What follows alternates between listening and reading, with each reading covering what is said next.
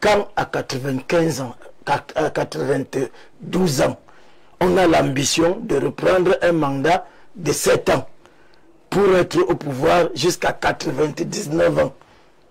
Je crois que c'est sur ce plateau que je l'ai dit. C'est une criminelle ambition. Criminelle ambition parce que 42 ans après, nous avons besoin de tout. Et c'est une injure grave à l'endroit de tous ceux qui l'ont accompagné, à qui il a donné l'espoir d'avoir l'étoffe de pouvoir lui succéder. Or, dans la logique actuelle, c'est je tombe avec vous. Je reste debout avec vous. C'est pour ça qu'on peut vous imposer un président de l'Assemblée qui est président de l'Assemblée depuis 30 ans, qui est député depuis 67 ans.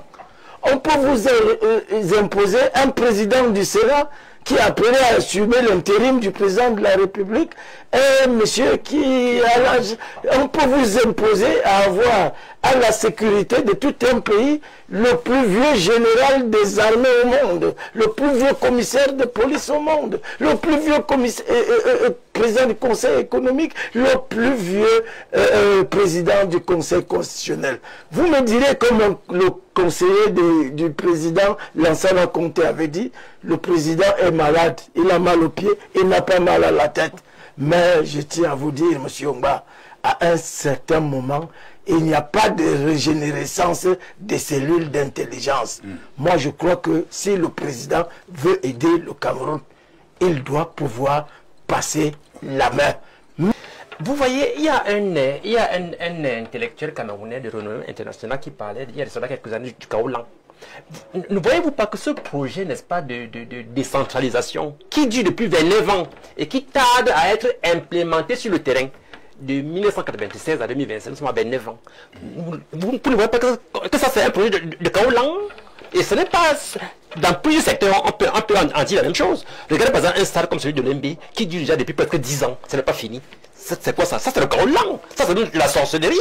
Regardez par exemple un projet d'axe lourd, Yaoundé, Douala, qui dure des années, qui a déjà englouti 880 milliards de francs CFA. C'est ça qu'on appelle le Kaolan. Ça c'est des projets criminels pour détruire le pays. Vous voyez, la récréation, n'est-ce pas, doit être terminée comme le maire l'a dit. Mais d'où vient cette récréation? Cette récréation vient du fait que l'État qui nous dirige est fatigué. Vous vous imaginez qu'un ministre, dans ce pays, ils sont nombreux à être là depuis 10 ans, depuis 15 ans, depuis 20 ans pour certains, ils sont au même poste. Mais où est-ce qu'on va là? Où est-ce qu'on va? Le pays, qui dirige le pays? Vous voyez? C'est-à-dire que, je suis d'accord avec ceux qui disent que, n'est-ce pas, la longévité à tous les postes, c'est pas seulement le poste présidentiel. La longévité est chrysogène. La longévité est chrysogène. Et ça rapporte pas le développement. Au contraire. C'est-à-dire qu'il faut que ceux qui nous dirigent, n'est-ce pas, comprennent qu'ils sont même fatigués. Ils sont fatigués. La révélation vient d'où? Ça vient d'où? Pour que nous soyons là avec les poubelles partout, à Emana, à Etoudi, n'est-ce pas? Ça dit que c'est écœurant. C'est écœurant, Charles Apollinaire. Il faut que ça cesse. Ok. Et puis, une chose, n'est-ce pas, qui aggrave la situation, c'est quoi? C'est l'impunité. C'est l'impunité qui règne dans ce pays. Vous vous imaginez que la Chambre des comptes a remis, il y a 2-3 ans, un document au chef de l'État qui épinglait certaines dignités de ce régime, mais le président Biya peut regarder jusqu'aujourd'hui. Vous voyez? C'est ça l'impunité. En fait, presque sur tous les plateaux les dimanches, on parle des ministres. Il y a des ministres dans le pays qu'on peut qualifier de ministres voyous. Mais ma question est la suivante. Comment est-ce qu'on peut décrier, par exemple, comment est-ce qu'on peut décrier Tudjeng Gabriel Michel, que pourquoi il vient sur les plateaux de débat alors qu'il n'a aucune connaissance, et chaque jour vous m'invitez. Je crois bien que le problème, ce n'est pas tellement ce ministre-là qui a fait une formation en médecine, comme vous dites. Et je ne l'ai jamais dit.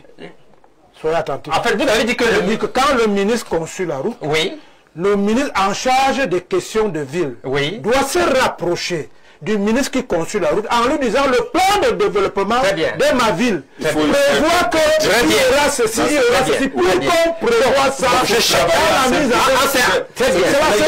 pas dit que on peut dire que comment on peut comprendre que un ministre que l'on décrit on décrit. On l'a pas décrié. Non, non, c'est moi qui parle, c'est moi qui parle. Je suis responsable de mes filles. Que je décris. Voilà, un ministre. Et il n'y a pas qu'un seul, il n'y a pas que deux. Nous ne faisons pas le procès. Hein. Non, mais c'est ça le problème. C'est pas le problème qui est quel pays. C'est le problème. C'est ça le problème. Il faut que dans ce pays, on appelle, n'est-ce pas, à mettre au défi. Merci, monsieur. On vous a suivi. Non. Et je vais même dire Merci. les communes d'arrondissement ont acquis des moyens pour pouvoir faire ce que l'enfant bâtard de la décentralisation n'arrive pas à faire, c'est-à-dire la communauté urbaine. Et à ce prix-là, les villes, quand on a créé Isakam, comment s'est passée la collecte des ordures avant? C'est Foudandré, le maire, qui avait 2 ou 3 camions, 6 tonnes, qui faisait le tour de la ville. Mais Yaoundé est devenu... Avec une faible population. Oui, justement, quand Yaoundé s'est agrandi, on a enlevé la décharge. La décharge était là où il y a le carrefour Emia. Le carrefour Emia, la décharge de tout Yaoundé, c'était là où il y a le carrefour Emia. C'est après qu'on a construit la décharge de Touguébé. Et la décharge de Touguébé, aujourd'hui, Yaoundé a envahi et Touguébé est allé au-delà jusqu'à Elumden. Vous imaginez donc que quand on créait Isakam pour ramasser les ordures, la distance qui sépare le fond de Yaoundé 6, c'est-à-dire Johannesburg, à la limite du mont Elumden, et Nkolfoulou, là où il y a la décharge, c'est 35 km. Et le cubage des ordures est devenu tellement important. Alors, à mon avis, il faille décentraliser davantage l'enlèvement des ordures pour que les communes d'arrondissement, chacune se dote d'un site de transbordement qui est alimenté par ce qu'il a appelé tricycle dans la précollecte. Et c'est peut-être tard dans la nuit que les camions d'Isakam. Et il faut donner la possibilité à chaque maire de pouvoir choisir par contrat la personne qui va enlever les ordures. Je crois que il faudrait que le président de la République se débarrasse des esprits mal pensants et peu pensants. Ce n'est pas la première fois qu'à Yaoundé, on trace, on vient de couper le goudron au truc, et puis on vient, on prend du gravier, on verse en saison de pluie, et dès que la pluie est passée, c'est reparti, et on demande 13 milliards pour pouvoir réhabiliter les roues de Yaoundé. Je crois que ça manque... Sur la base de quoi cette loi bidon? Parce qu'en fait, lorsqu'on dit il faut 13 milliards, est-ce qu'il y a eu un travail qui a été fait d'abord sur le terrain pour étudier? C'est pour ça que je dis encore que la solution viendra de ce que les maires de communes d'arrondissement soient impliqués dans les... Je vais vous prendre un exemple. Vous voyez le petit pont au niveau d'Acacia. Acacia. Oui. Et alors, ce pont s'est coupé une fois. Le maire de Yaoundé 6, vraiment... Il y a eu beaucoup d'accidents à ce niveau. Les populations ne sont pas informées de qui fait quoi. Le maire de Yaoundé 6 a engagé une équipe pour fabriquer un ponceau en fer, en acier. Mais je vous assure que ça a été une affaire d'État. Parce que partout où je passais, on disait, oh, vous ne travaillez rien, vous ne faites rien. Le temps d'expliquer à quelqu'un que ça ne relève pas de notre compétence. Pourquoi on peut se mobiliser derrière un monsieur qui a présidé un pays pendant 42 ans, et pendant 42 ans, le peuple lui a apporté tout le soutien, lui a tout donné. Et quand on se pose la question de savoir qu'est-ce que le peuple a reçu en retour, je crois que la GBC est très maigre.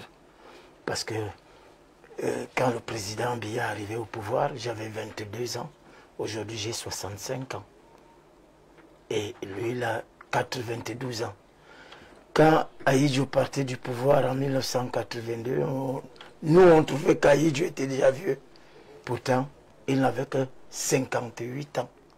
Et il est parti parce qu'on trouvait qu'il avait été déjà resté longtemps. J'ai dit à l'endroit du président, et je le répète, j'ai dit, il a fait ce qu'il a pu. Qu'il ait mal fait ou mal fait, il a fait ce qu'il a pu. À un moment, il faut savoir s'arrêter. Quand à 95 ans, à 92 ans, on a l'ambition de reprendre un mandat de 7 ans pour être au pouvoir jusqu'à 99 ans, je crois que c'est sur ce plateau que je l'ai dit. C'est une criminelle ambition. Criminelle ambition parce que 42 ans après, nous avons besoin de tout. Et c'est une injure grave à l'endroit de tous ceux qui l'ont accompagné, à qui il a donné l'espoir d'avoir l'étoffe de pouvoir lui succéder. Or, dans la logique actuelle, c'est je tombe avec vous. Je reste debout avec vous. C'est pour ça qu'on peut vous imposer un président de l'Assemblée qui est président de l'Assemblée depuis 30 ans, qui est député depuis 67 ans.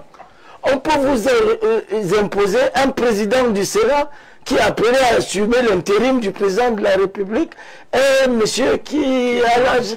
On peut vous imposer à avoir à la sécurité de tout un pays le plus vieux général des armées au monde, le plus vieux commissaire de police au monde, le plus vieux président du Conseil économique, le plus vieux président du Conseil constitutionnel. Vous me direz, comme le conseiller du président Lansana Conté avait dit, le président est malade, il a mal aux pieds, il n'a pas mal à la tête.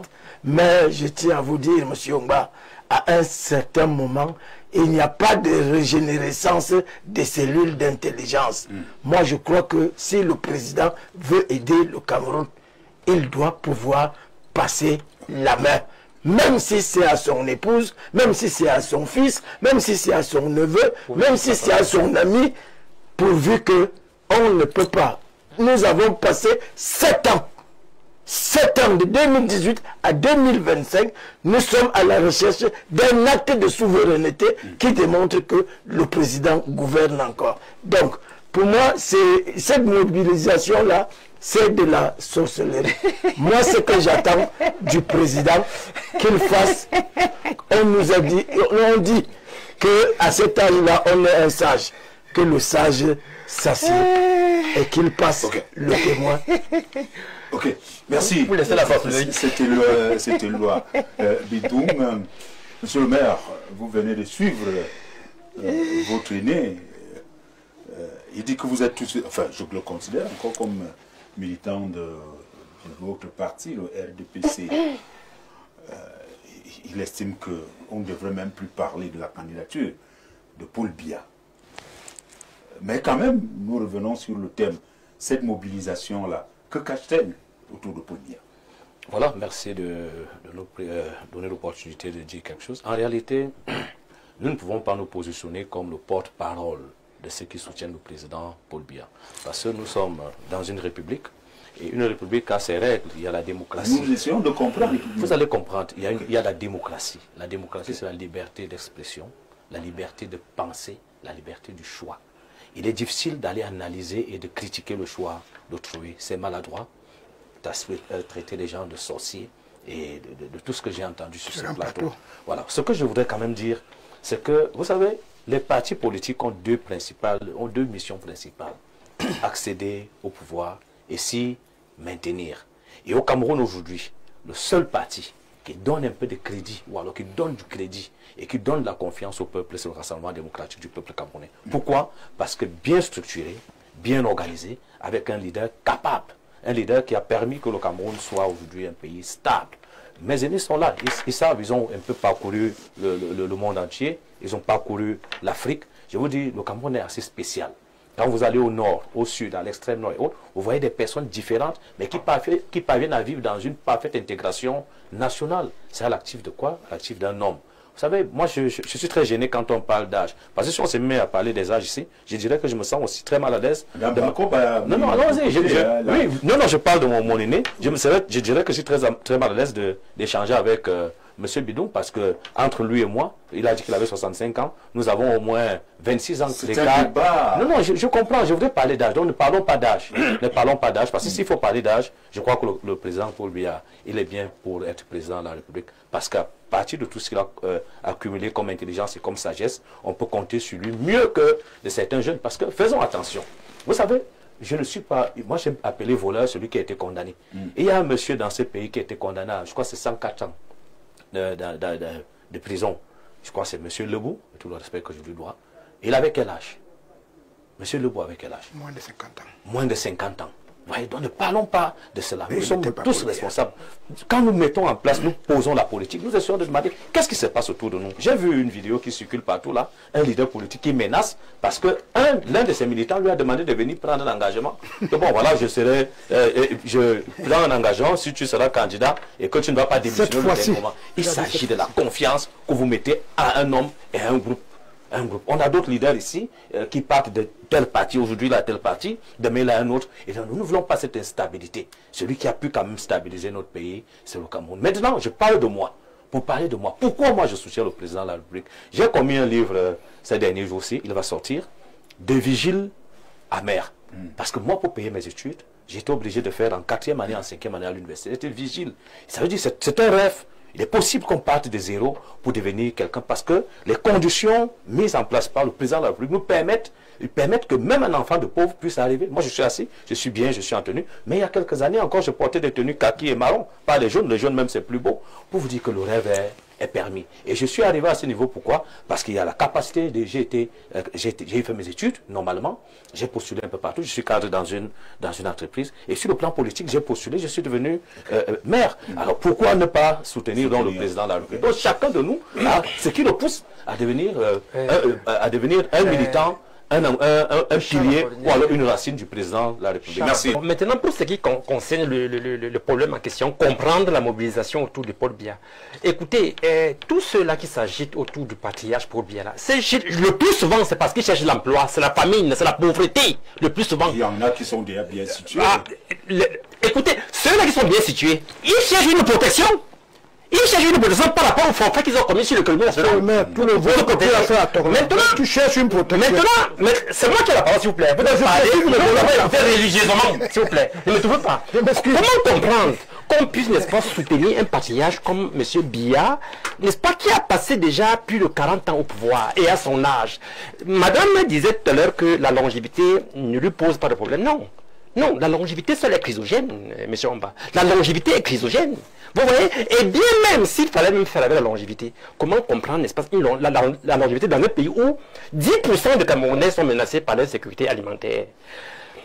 L'Institut national de statistique dit que 74,6% de la population sont des chômeurs depuis 2004. Et ce n'est pas fini. 45% de la population camerounaise vit à le suffit. Mais ce sont des éléments, n'est-ce pas, qui me permettent de dire que ceux-là qui s'agit autour de M. Biya sont, n'est-ce pas, ça c'est le voyoutisme. Non. Tout à l'heure, c'est moi qui ai parlé. J'assume les paroles, monsieur. J'assume de s'il vous plaît. Tout à l'heure. Monsieur, vous me laissez parler? Vous me laissez parler? Vous me laissez parler?